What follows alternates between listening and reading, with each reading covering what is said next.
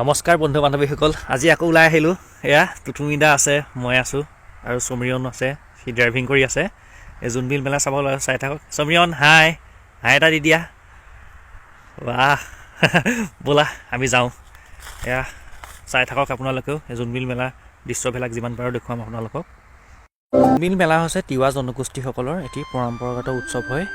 এই উৎসৱ জানুৱাৰী 16 তাৰিখৰ পৰা পালন কৰা হয় আৰু এই উৎসৱতে পাহাৰৰ আৰু ভৈয়ামৰ মিলন সেইটো গঢ়ে বুলি কোৱা হয়।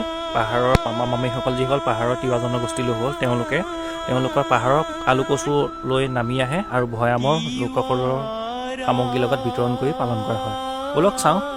এয়া আহি আমি জোনবিল মেলাৰ যিখন গেট, মুখ্য গেট পাই গ'লোহি।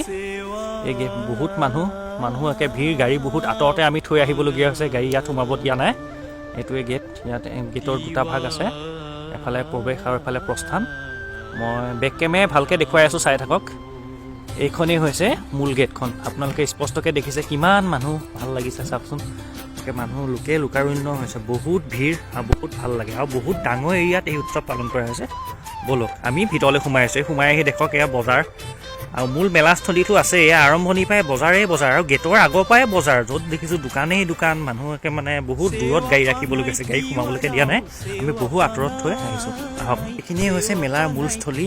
ইয়াতে তেওঁলোকৰ নৃত্য গীত, পৰম্পৰাগত অনুষ্ঠান পালন কৰা হয়।